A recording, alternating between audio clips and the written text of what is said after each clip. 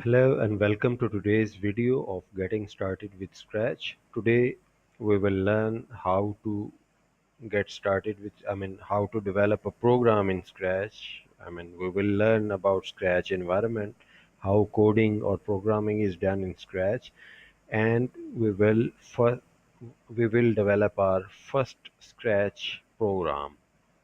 Okay, so let's get started.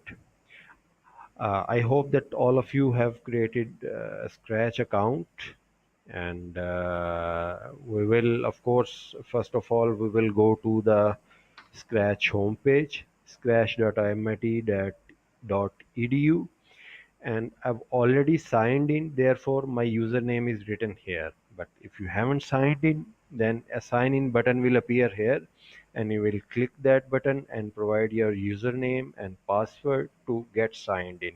And after signing in, similarly your username will be written here. Okay, so this is the home page you will get after signing in. Now let's create our first Scratch project, and let's see how programming is done in Scratch.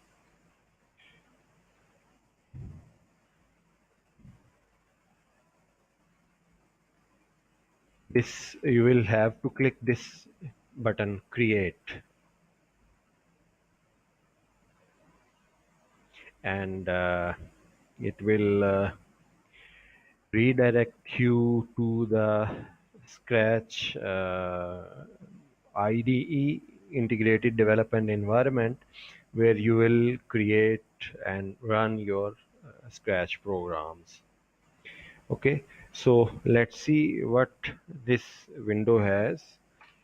There are various regions in this window. This region is where you will see the output of your program. It has already has a sprite or a character.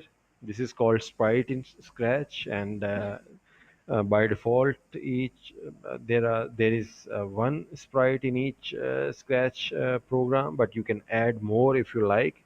But we will learn it later. How to add new sprites, more sprites into a Scratch project. No, so this is the area where you can see the output of your program. This is your workspace where you will create your, or will develop your Scratch program by dragging these code blocks from this area to this workspace. And as I've told you in previous videos and reading material, that Scratch is a block based programming language. If you have played with blocks in your childhood, then it would be very easy for you to do programming in Scratch. It would be easy for you even if you haven't played with blocks, but it's basically based on these concepts of Lego blocks, where kids play with blocks. They combine various types of blocks to create various things. Similarly, in Scratch, we combine various types of code blocks to develop our program. Now, these are the code blocks. We will drag and drop these code blocks from here to this workspace to develop different programs, right? And these are the categories of different blocks. So for example, this is motion category is selected now, so all the blocks belonging to motion category are displayed here, you can see. And if I click looks, this is another category, so all the blocks belonging to looks category will be displayed. Then sound category, pen category, events, control, and there are a few other categories as well. And you might have observed that each category, code blocks belonging to each category, have different colors. For example, the blocks belonging to control category have yellow color, and the ones belonging to pen category have green color, and of motion category have blue colors.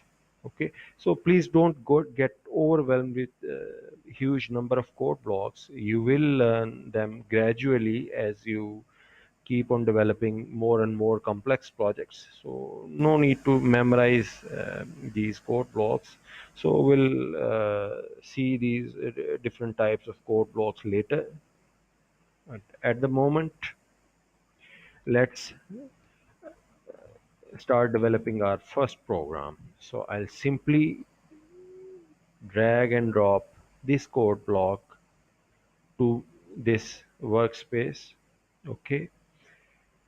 Now, as I've told you earlier in this video, that you will write or you will assemble your program in this region, and you will see the output in this region.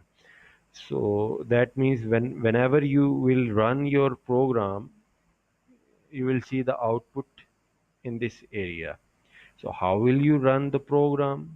Simply double click the code blocks. You see, as I've double click, the sprite moves forward. Let's see what is this code block. It's move and 10 steps. So that means it moves, whenever this code runs, it moves this character or this sprite 10 steps forward. Let's double click it, and you can see the sprite has moved further. Okay, you will see that you cannot edit this move word, and you cannot edit this steps word. You cannot change these two words, but you can change the value in the middle. So let's change it and make it 50. Now if I double click or run the program, you see the sprite have traveled a longer distance.